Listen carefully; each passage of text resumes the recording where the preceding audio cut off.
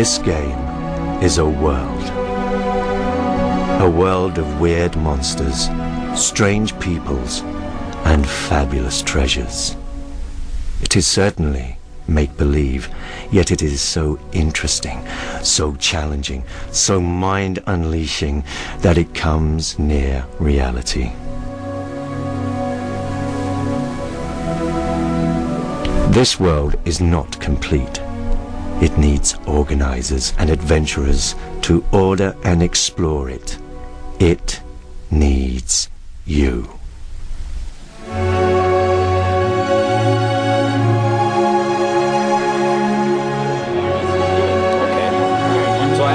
Okay. What would you want to be here? Well, I would have classified for a ranger, but so I'm going to be an elven magic user. Okay. Oh, okay. Sorry. Quiet. Shut up. Subtract experience. All right. Okay. So we're gonna have to pick your spells 15, and then see if you know. Actually, you get minimum number of spells per level. You're third level, so you get 24 spells. What's that? One of them is good luck. Alright. I don't know which one. I'll wait till I suggest. I've been a wizard and I've been a fighting man. Okay. And I enjoy wizard. When I was a wizard, I enjoyed that. But Can't roll a one.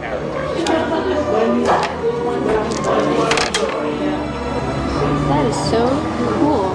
And how long ago? Like my dad wouldn't let me play video games. He wouldn't let me read comic books. He let me do girly things. So I hadn't even really. I mean, you kind of hear about it. You hear stories from so and so's cousin plays it, but I'd never really experienced it until I started dating this guy who had played it. Well, I think this particular friend of mine had already been interested in D&D, and he just wanted to sort of get the rest of the group involved in it. So we got involved through him. It was his idea for a campaign, and we sort of all joined in. And they'd come over to the house, we'd play King Oil, Monopoly, you know, anything to play. And I had gone over to Toys R Us. And I was looking for a game, and this real dorky kid, I swear, I mean, if you saw him, you would never buy anything from him. He said, "You ever play Dungeons and Dragons?" I said, "What?" He says, "Yeah, it's a fantasy role-playing game." I guess it was just a group of friends I was with in probably 7th or 8th grade when I was in junior high school, and one of my friends, I still remember the day when he brought in this, I think it was the Dungeon Master's Guide, and they said, "Well, we're playing this new game, and here's the rule book." I flipped through it, and I'm like, "Are you nuts? This is the rule book?" I couldn't believe it. I'm used to playing like Yahtzee or poker, where the rules would fit on a small index card. And so I started attending these sessions, not really knowing what the game was about, because I didn't have any of the books. I didn't have any background on what role-playing is about.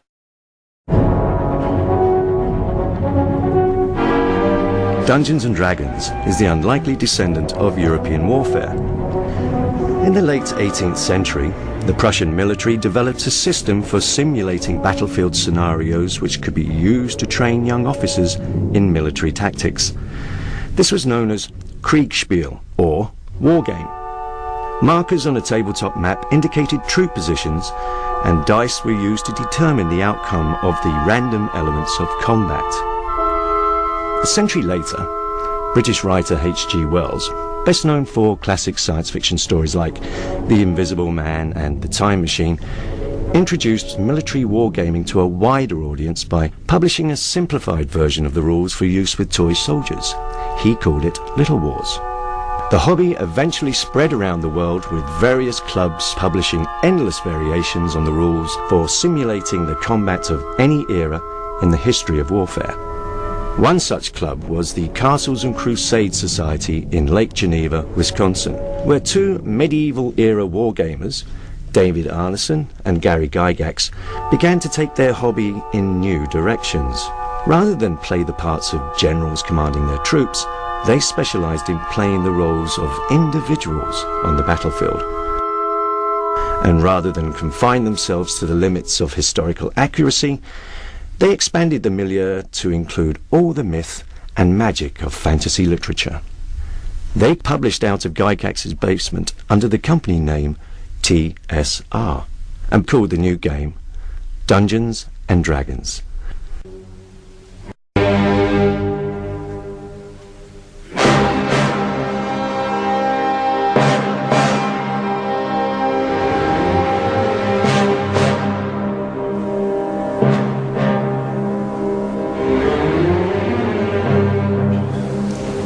My name is Doromadin Iron Eater.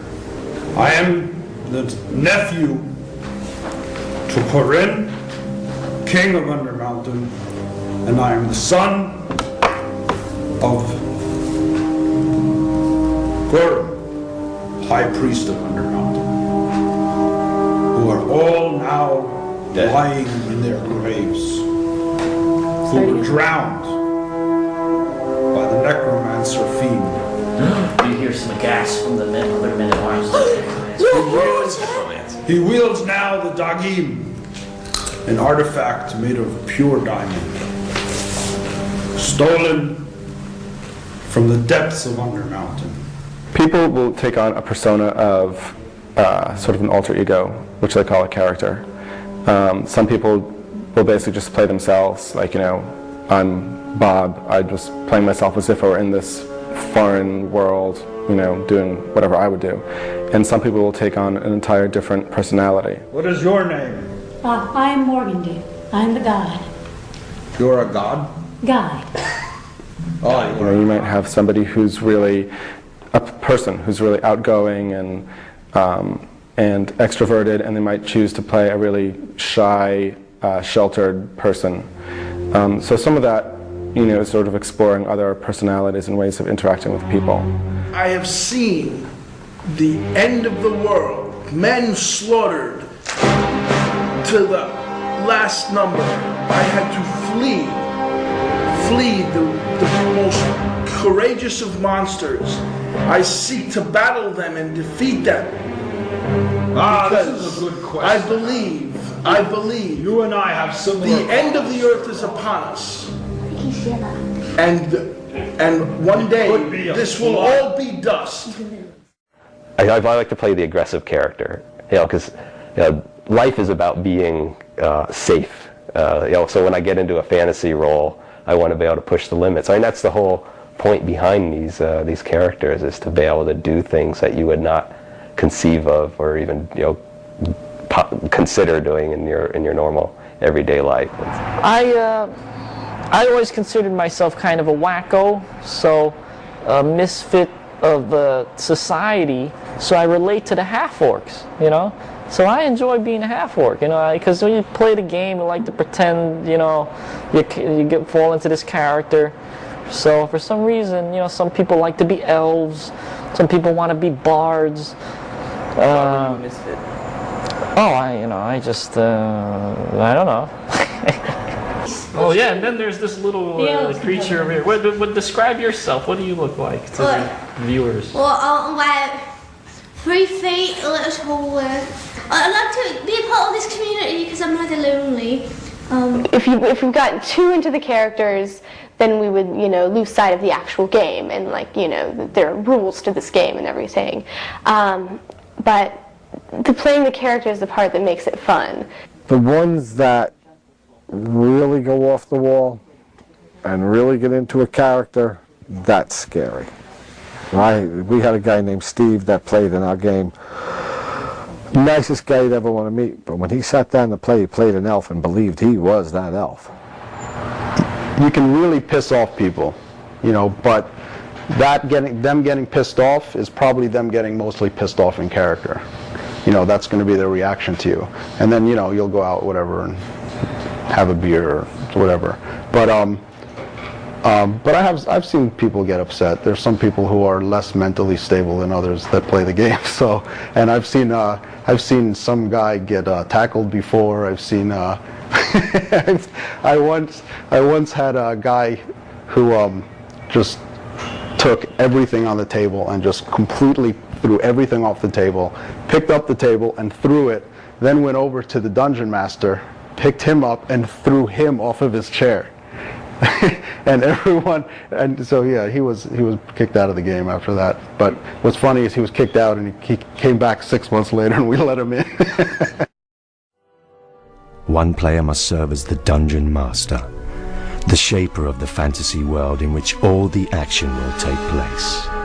The dungeon master, or DM, will act the parts of everyone else and will present to you a variety of new characters to talk with, adventure with, and often fight with.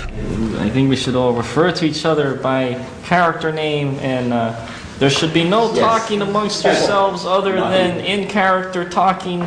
If you have to say anything else to the referee over here, you can speak to me, but you should be very careful about what you say to one another, and any actions that you state that you're going to do will literally happen to your character, so try to be careful about it. Role-playing games aren't really competitive, and there's no real winner or loser. You and your friends are trying to work together towards a common goal, so it's usually more cooperative. And even the DM is not really your enemy. He's really sort of a referee trying to sort of guide you along the way and make things happen. You are in the town of Freehold. You have been born there. Sir Rom, you've also been born there. Plus you characters happen to be the most respected ones in the town in terms of fierceness and strength. And it seems that word gets around, you know, in the wilderness, you know, this every 3 months or so, the caravan, you trade with this other town, Mir. And so you've got a shipment of giant spider silk and a dozen barrels of Freehold's finest porter ale that you have to guard on this caravan through the forest and across the plains. There's a book called The Dungeon Master's Guide, which has a lot of guidelines as far as how to keep a story going, what to do when your players aren't cooperating with you, how to create a world and flesh it out so it's interesting for the players, how to deal with players doing unexpected things, that sort of stuff. But a lot of it you just sort of have to learn by doing. You know, you can read the book backwards and forwards, and until you actually sit down and run a table of players, it's really not the same. You really sort of need that hands-on experience to know what to do. I mean, you interact with the players though, so the better the players are, the more you can feed on that energy and become better in the storyline and you know, make things more realistic. And that's what, I mean, that's what a good DM should do. To me, the DM or the GM, whatever you want to call him, his job is to get to you, is to make you want to do something. And you can go off your own, and that was the one thing they liked about my game. They could go off in a totally different direction, but I always steered them back to where I wanted them. And it was, and they didn't know it was happening. They didn't know it was being done to them. You finally emerge from the forest, and you can see open plains, and now you can see a little bit of the moonlight is shining into the open plains, and from the darkness that you've been in, and the canopy of these trees, it suddenly looks somewhat much brighter to you. Even you can see a little bit, you know, and you can see the twinkling stars. But what you immediately all notice is when you come out into this opening, there's this dock, and where the raft should be, you see the raft is there, but there are bodies strewn all over the place. Looks like... Last morning, I ride up. The necromancer was here. I ride up on my horse and I investigate. Something from the brush in front of you seems to have been disturbed by all this noise you're making. Something comes rushing out towards you. You see a bunch of fur and a bunch of tusks. It looks like what looks to be a wild boar. When do I get there? You guys are on your way over there. You can fire and you can attack. And what are you doing? Are you still studying? I guess I haven't even, I've got wax in my ear, so I... Roll again! Into the first roll of the game, a perfect hit! And it kind of squeals. It says, like, convulses a couple times and falls over and kind of convulses a couple more times. And he sinks his axe.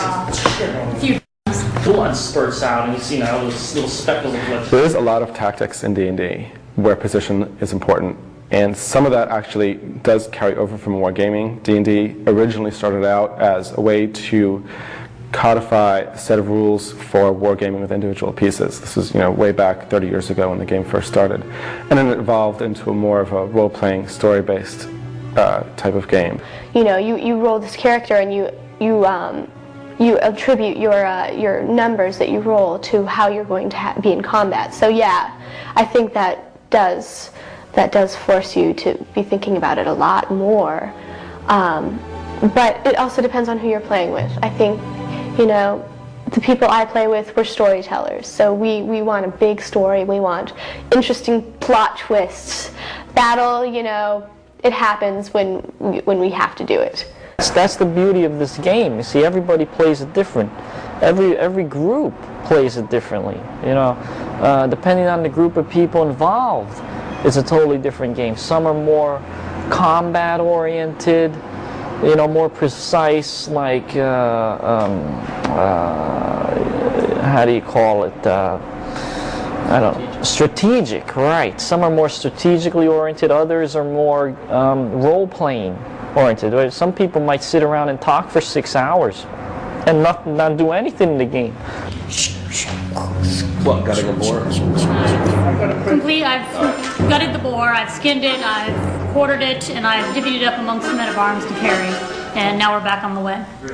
I wiped myself up on a bush. Ultimately, despite the fact that this is a game system created by someone else, the game's viability rests principally with the referee. The dungeon master must design and map out the dungeon, town, and world maps. He or she must populate the whole world, create its history, and even devise some rationale for what transpires. Well, you spend more time designing things than actually playing. I mean, you spend hours and years drawing maps and creating things, and fortunately, I managed to figure out a way to make a living out of it. But all through college, I think I spent more time designing dungeons than I did doing homework and all that other stuff. So this is AD&D. This is back when I was like 15 years old. This is like probably 20 years ago, okay? Crypts and Tombs of the Emerald Isle. These are all the different dungeons, and here I would draw out all the little rooms. Once again, no one would ever see this except me. So I'd spend hours just coloring these things in just to amuse myself. I had a lot of fantasy as a kid, See? We had like all the little stones in the rooms, and my mother would come in and say, "What the hell are you doing? Will you go outside and do something? What are you doing sitting at that desk all day? So here you go. Here's a red dragon. You see the red dragon? There's treasure everywhere, right? Here you have 3 jars of Keokutum's ointment that cures your wounds and all that stuff. So has all this stuff been adventured in? Have you taken players through this stuff or no? Yeah, most of them. I think there may be a couple in here that they never even got to because they ended up like killing each other. They would always end up killing each other, I don't know why. It'd be like the armory. See here, I have a little armory shop. It's a weapons store. All the weapons they can buy. Here, this is the owner, Bross. He used to be fat, but I crossed that out and now he's thin, right? Thin, bearded, retired adventurer.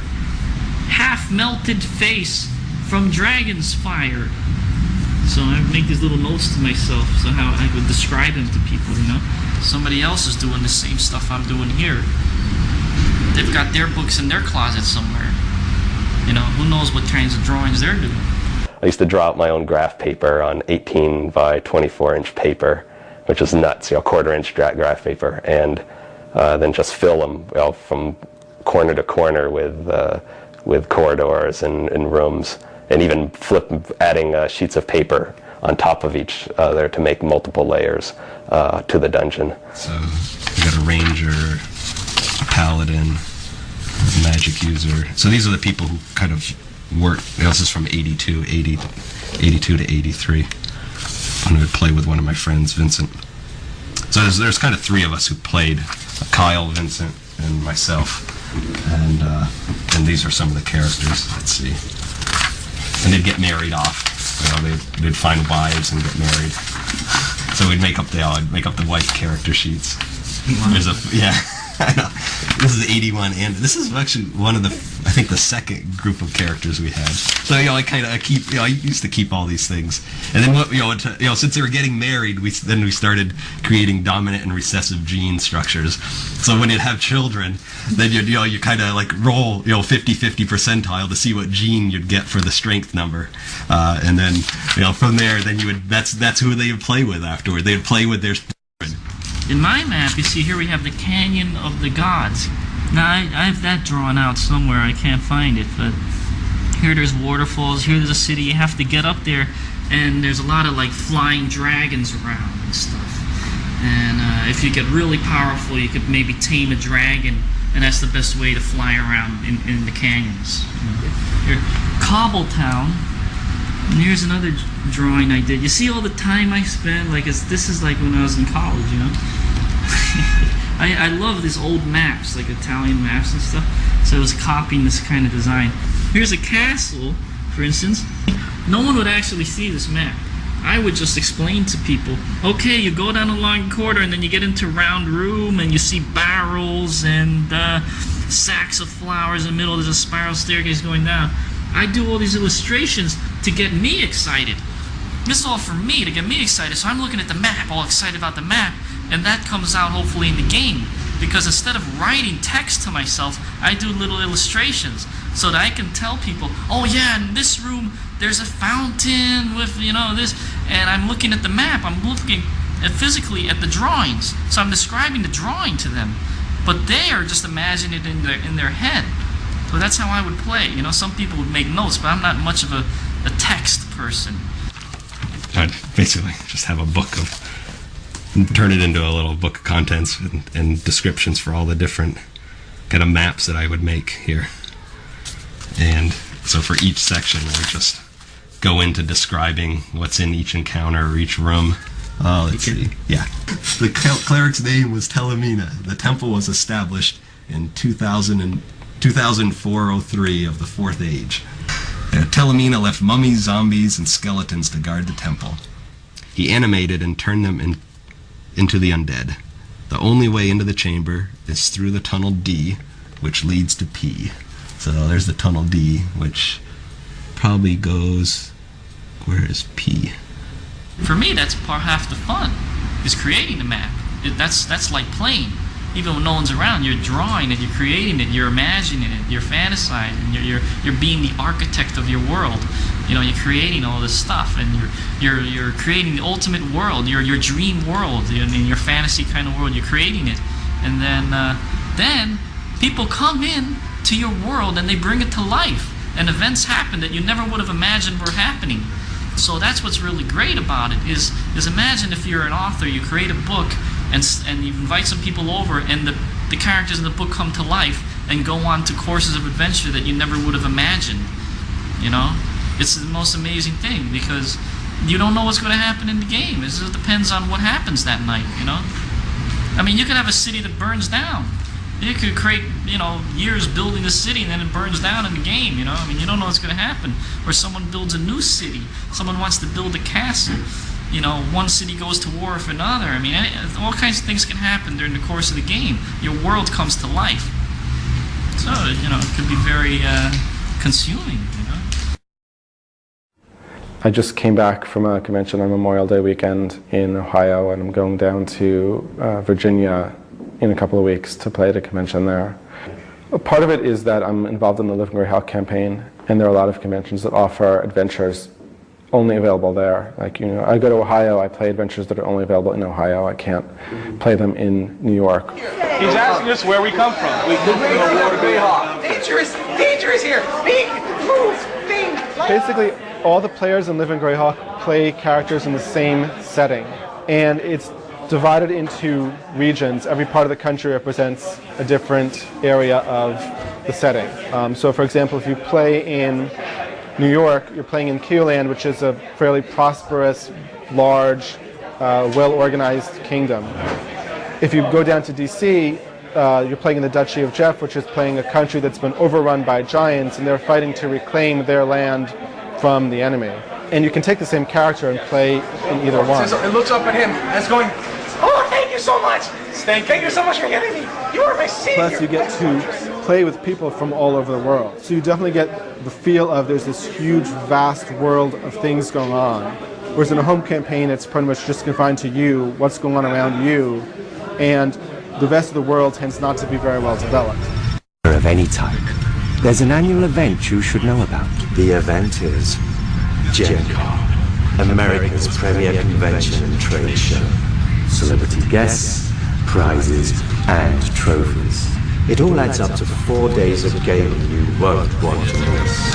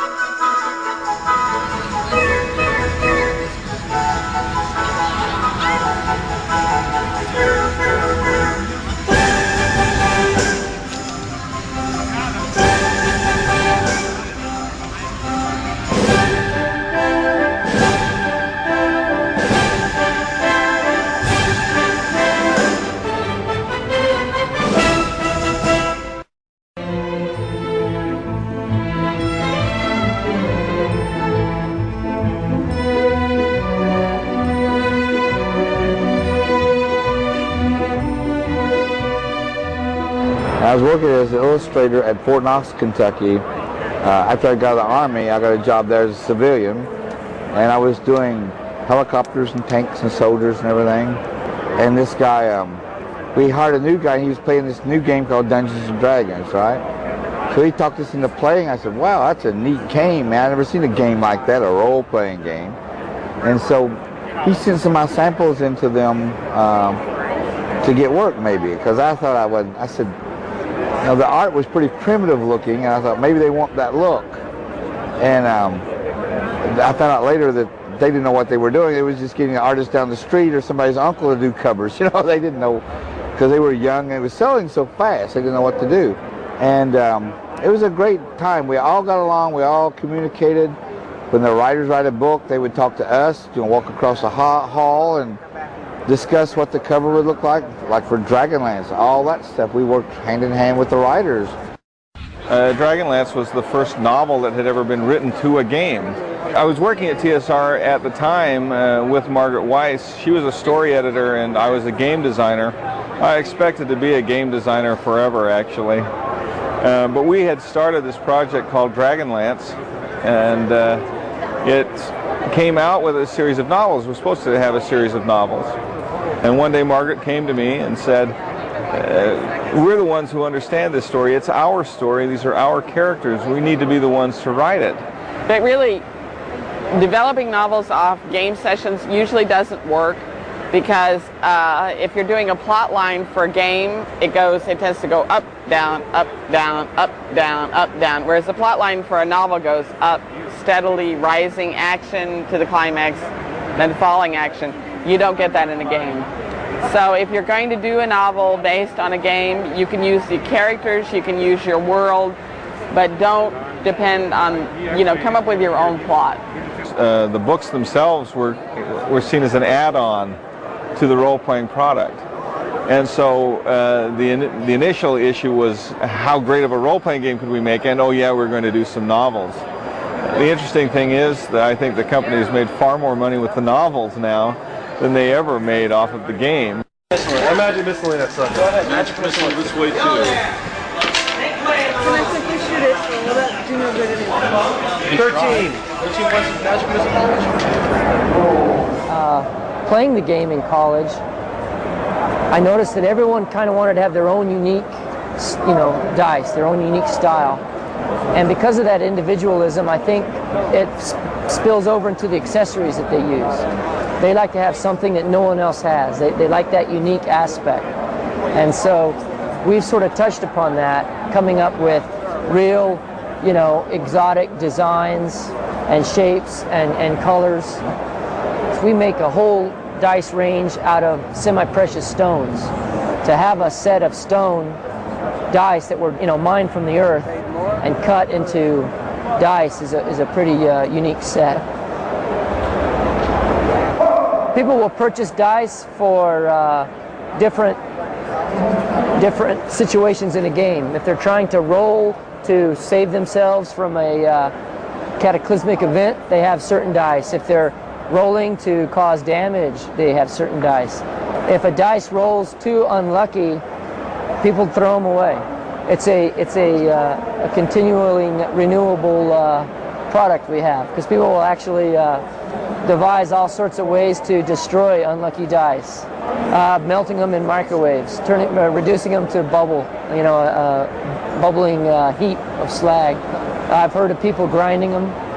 I've heard of people throwing them, sinking them in water, burying them. I've heard of people burying them.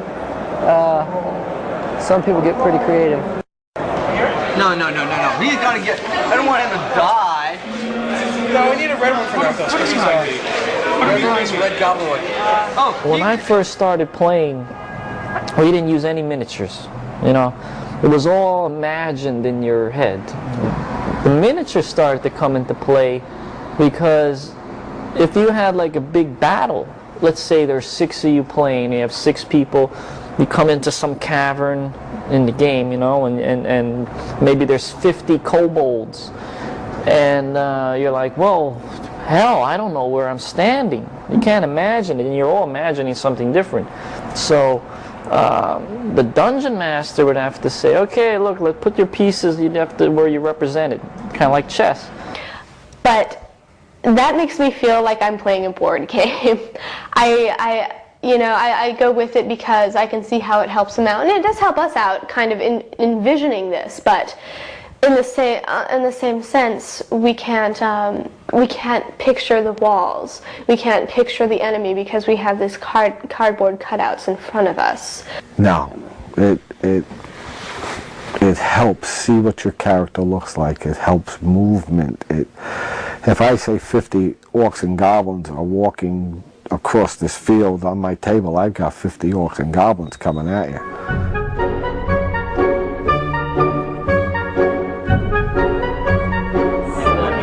I was on the art end rather than on the gaming end. Now we'd had friends who'd been into gaming. My children are into it big time now, but of course I'm into the miniatures now. But I mostly do not get the joy of playing with the things I create. I have to watch other people paint them and play with them. Now this is a figure for Reaper Miniatures. It was designed by their staff artist, Tim Collier. And hopefully we will be able to get all that on there without it looking too busy, because this little girl, this one is the armature for her. Okay, I'm going to start working on her here. Okay, I need to have you lay that down so I can look at it. Okay. This is two-part epoxy putty made by Polymeric Systems, Inc. And basically it's fairly sticky stuff. You keep it from sticking to your tools and your fingers when you need to by moistening it. You can use water or spit, as some of us do. I know that sounds gross, but we do because it's handy. I'm using a number 11 X-Acto blade that's been dulled down. This one's also been dropped a lot, so it's not very long. But as you see, I lick it, so the only thing that's sharp here is the point, and that's so we can do details like eyeballs and lips and that sort of thing. Oh, we're working it here. Oftentimes I get people saying, oh, if I just had this kind of figure, my character would be perfect. And it is really fun when you can talk somebody into hiring you to do that kind of figure, so that person can have their character.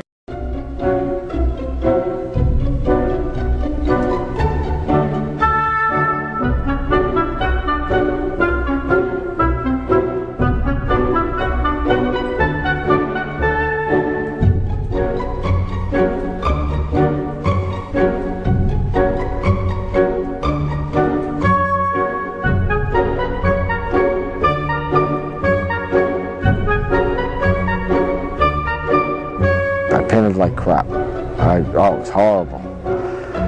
And I used to go down to the mall and buy the miniatures, and there was a guy that was near the store where I used to buy the stuff, and he'd say, you could watch, but don't ask any questions. All right, so when you do it, I stood there for hours on end watching this guy, and then I'd go home and I'd try it. And I didn't read any books or anything, just from watching this guy, and now it's just, I've been doing it, oh God, 30 years. I even had a store for a little while, Game Player's Attic. The store was good. I mean, I was really underfinanced, but the parents loved me because the kids could come and game in the store. They learned how to paint in the store, and it was big on like school. Like I told the kids, if they got A's and B's, they got 10% off. And the kids worked real hard. I mean, the parents got to the point where they'd call up and say, do me a favor, kill my son off because he's not doing good in school. And the kid would die and he couldn't come back. Just as Dungeons & Dragons was beginning to take hold on popular culture, it was suddenly and unexpectedly catapulted into the headlines by an incident that has coloured popular perception of the game ever since. In 1979, James Dallas Egbert III, known as Dallas, went missing from the campus of Michigan State University, where he was a 16-year-old freshman. Dallas was a child prodigy and so-called computer whiz kid who graduated from high school when he was only 12. When he disappeared, his family enlisted the services of one William Deere, a media-savvy private investigator who later wrote a book on the case called The Dungeon Master. Deere learned that some of the students, Dallas included, were playing a real-life version of D&D in the dark and steamy tunnels under the university campus. He also found, among young Egbert's possessions, a corkboard in which pushpins were arranged in a curious pattern. It was not long before the detective shared his suspicions with the press. The pushpins, he surmised, corresponded to a map of the underground labyrinth, and Dallas Egbert probably met his end in a game of Dungeons & Dragons gone too far. The incident became the stuff of urban legend. It even inspired a movie called Mazes and Monsters, starring a young Tom Hanks. Reaction went to extremes. Concerned parents worried that D&D might not be just a game, but some kind of cult. And fundamentalist Christians were convinced that it was nothing but a tool for recruiting converts to devil worship. Such controversy, of course, only served to make the game more popular. The irony of the situation was lost on Dallas Egbert. The truth about his story is as mundane as it is tragic. Dallas had simply run away and turned up on his own accord after his disappearance became national news. It was true he had played D&D, but he also struggled with drug addiction and severe emotional problems. All the publicity didn't help. He took his own life with a pistol at the age of 17.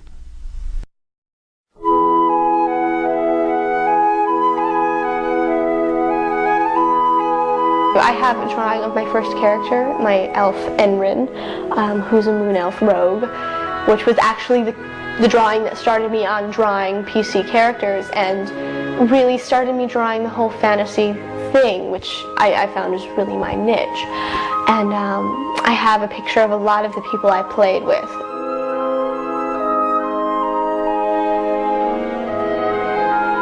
So this is actually a more psychological picture that I drew when I was having a bad day, and I felt a little split personality with this one.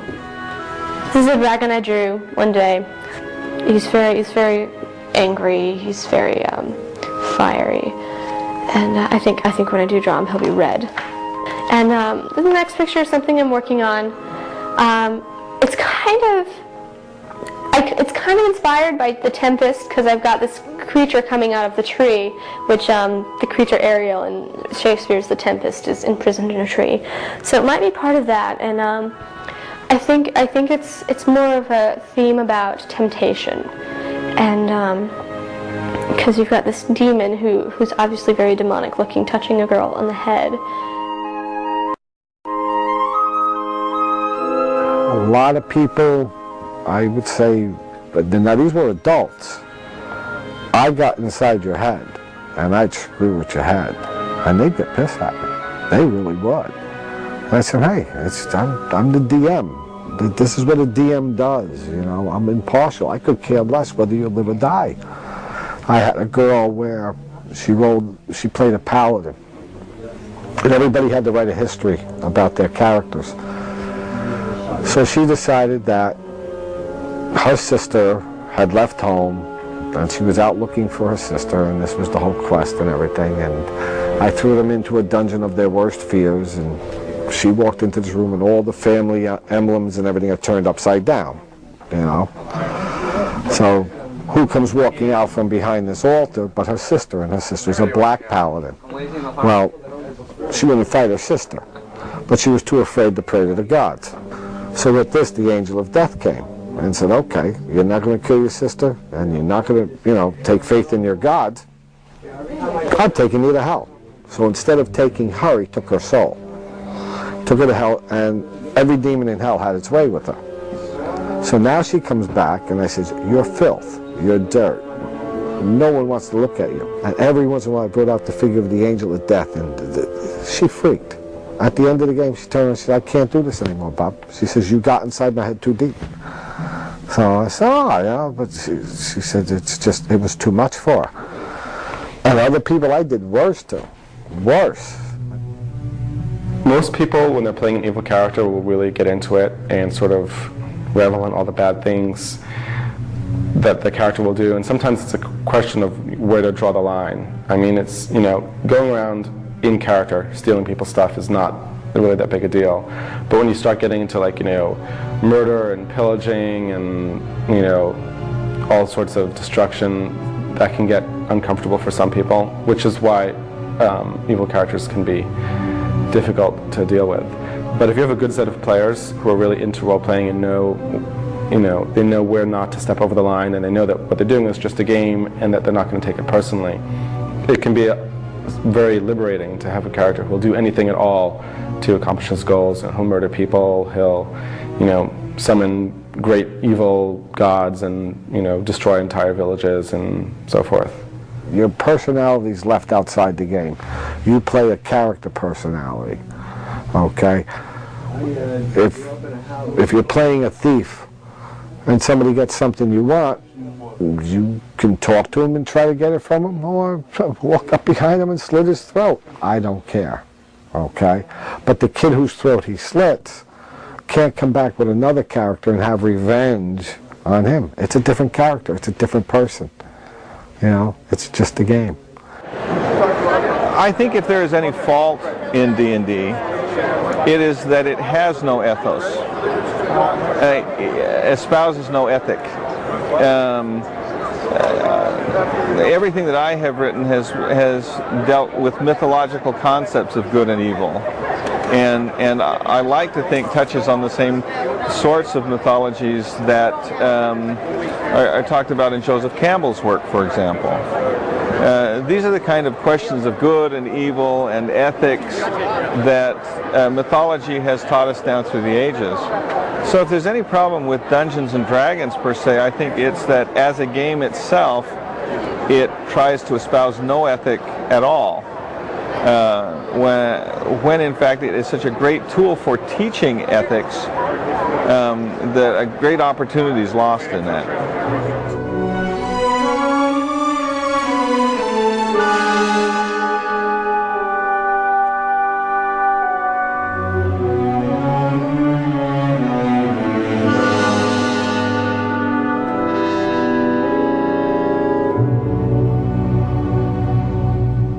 Girls are more sheltered, I think, by their parents than boys are in general. My personal experience with such is, like, you know, I was not allowed to be involved with any of that.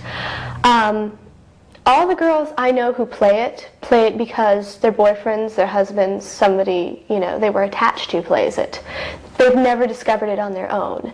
And part of that, you know, is also because Girls are more self-conscious about, you know, their personality, how they are portrayed to their peers, and Dungeons & Dragons has this,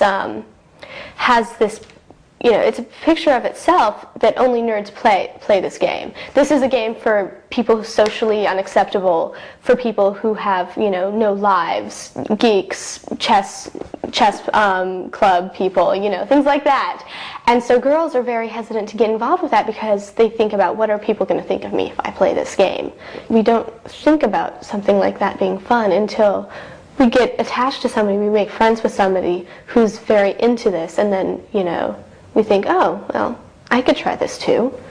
I think I could have fun with this. And all the girls I know who play it have just as much fun as the guys, and even more so, you know, they get just as much into it.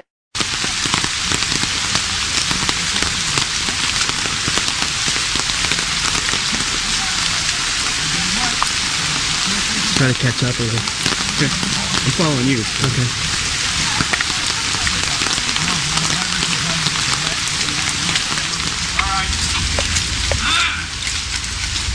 There are some people who get way too into it. They'll go out with, you know, stage combat weapons that are not protected at all, and people get hurt. And I think that's becoming less and less a phenomenon. But the people I know will go out and they have, you know, these boffers, like pool noodles, you know, or sticks with lots of foam rubber, like the kind they use in therapy sessions, you know.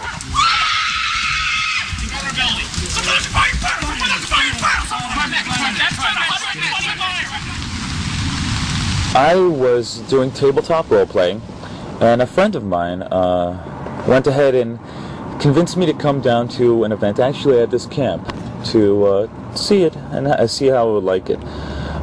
I was a little apprehensive at first, but I gave it a shot, fell in love with it after the first month. I wouldn't go. The next month, I went ahead and convinced her to come down, and that was it. We were players originally, and then we became the staff and even the owners at one point of an event, and we decided that with all the caring and concern that we have for the events, why don't we go ahead and make it broader, to the point where it's not just us storytelling, we're helping you build the characters not just from the tale, but from the guise of what you wear for the character.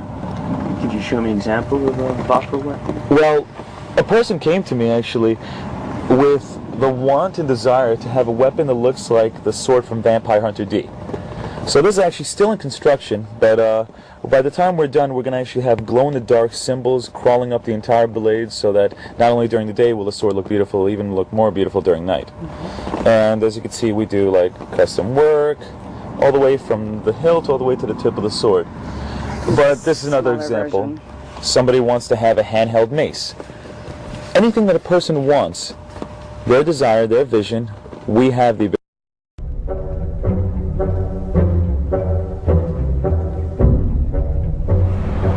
Dwarven Forge is the company, and then our greatest product is Master Maze. We also make little accessories and things, like little tables and things. I mean, people would laugh, you know. I mean, I could never imagine that I finished school, let alone running a business. Basically, what I did was just create the pieces that I wanted to use to play with me and my friends. And now we got all kinds of crazy stuff, like cavernous passages.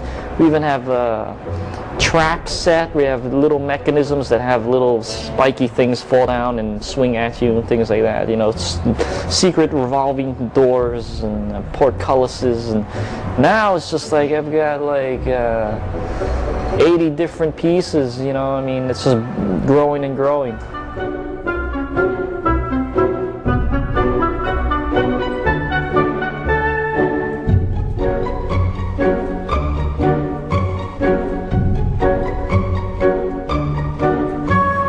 We used to collect all these little miniatures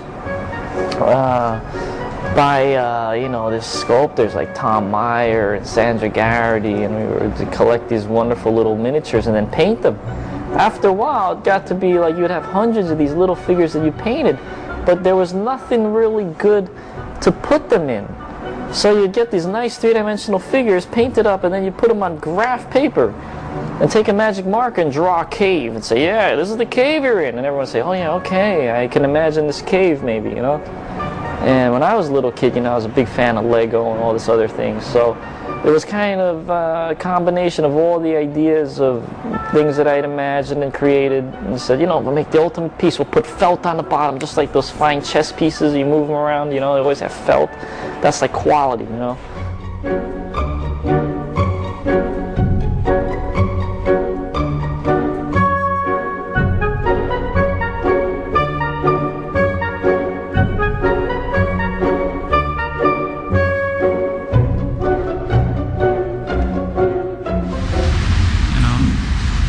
Are you still working on this stuff?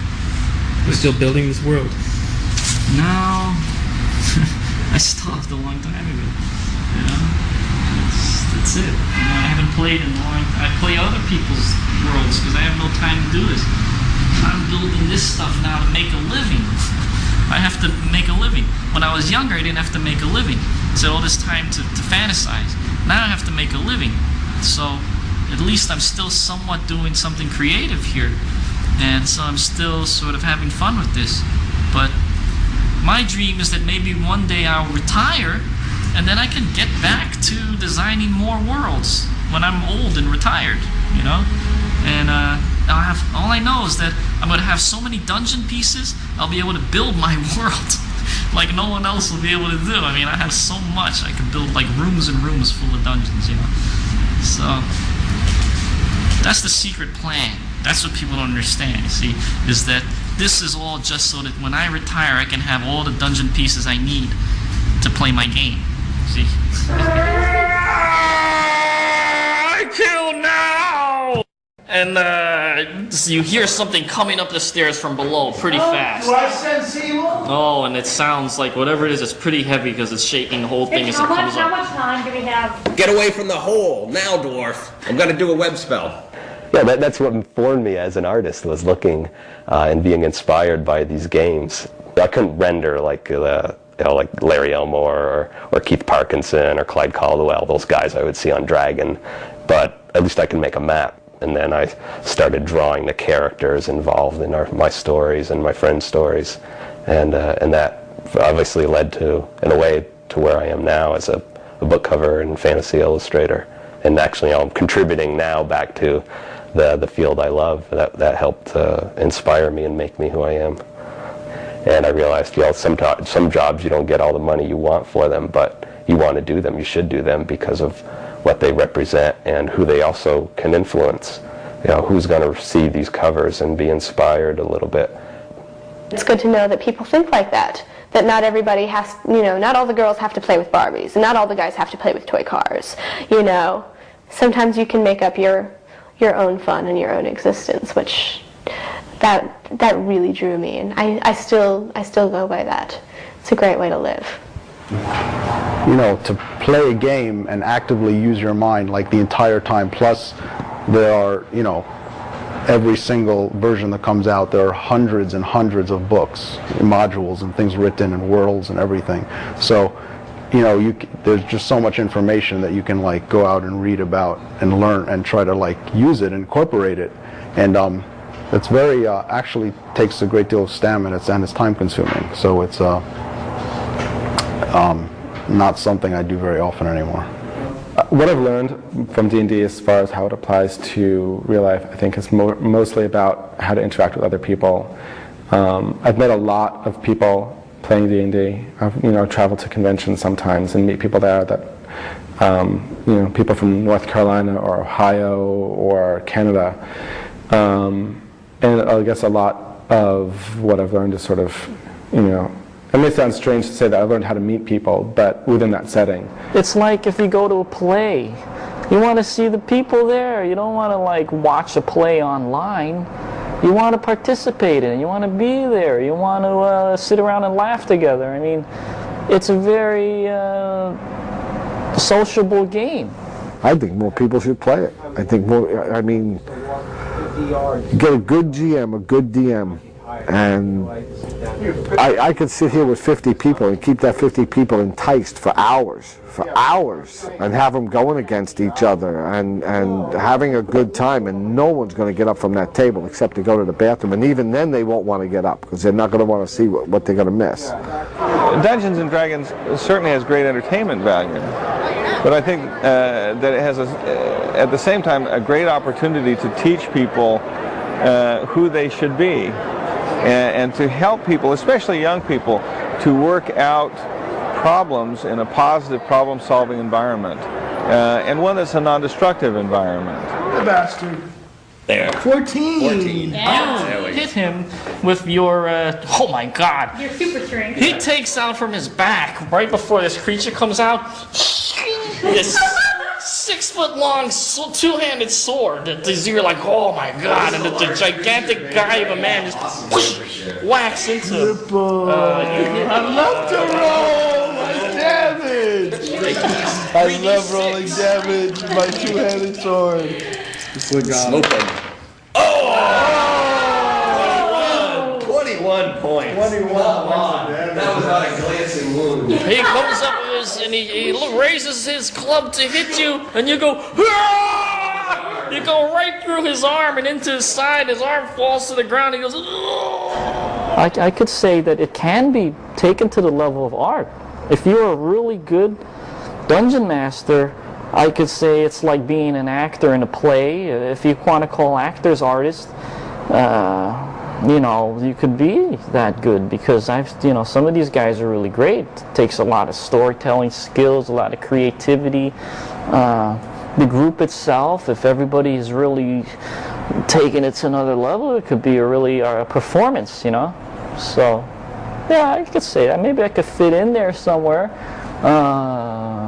You know, these days they're calling just about anything.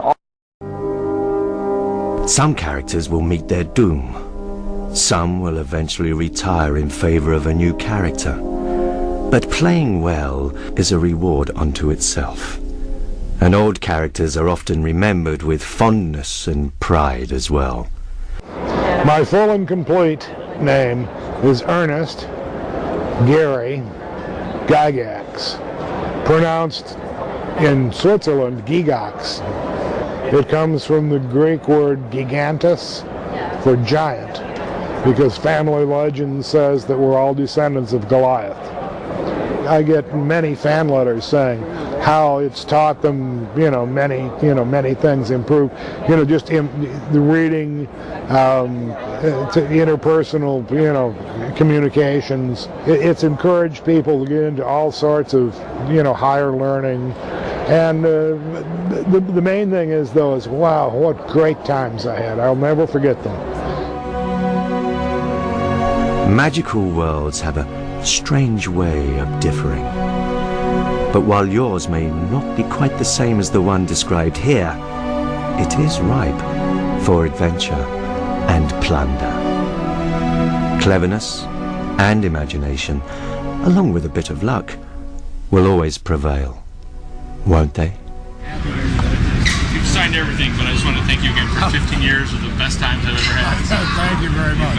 This is exactly what we were talking about. Did you just hear that? Yes, I did. 15 years of good fun. Yeah, I've been playing since 4th grade. It's a long time. So I just want to say thank you. You're welcome. Thank you, Brad.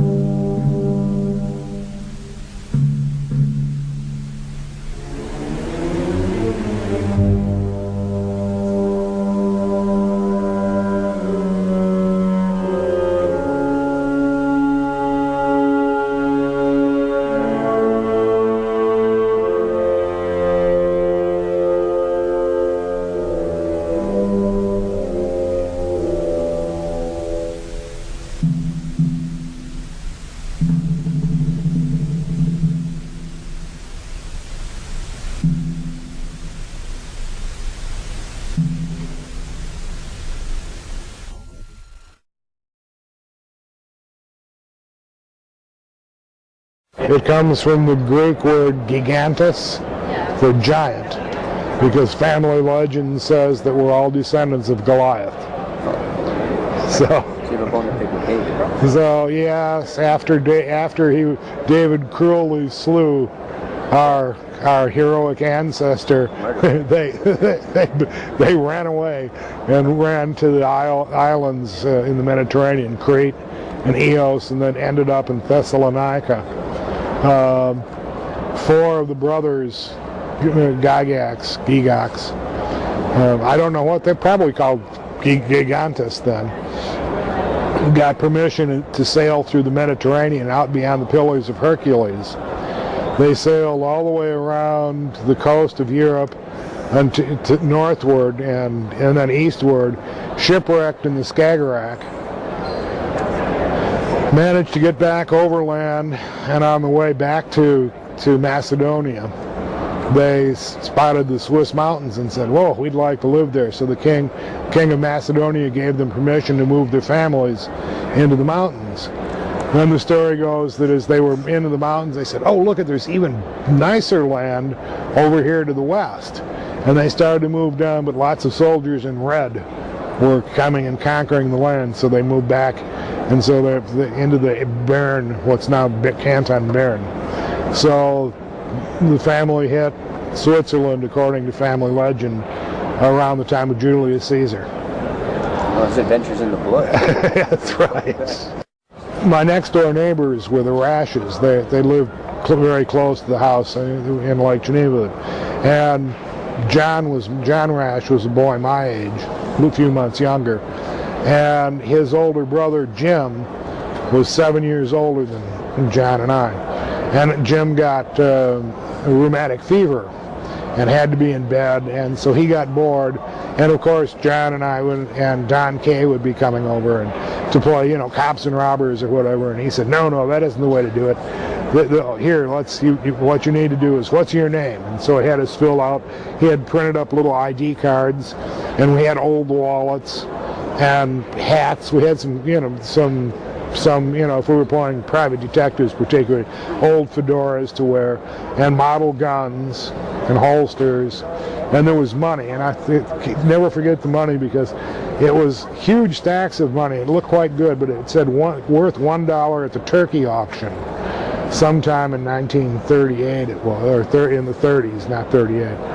But he had written over it with India ink, so that there were $1 bills, 1s, 2s, 5s, 10s, all the way up to $50,000 bills.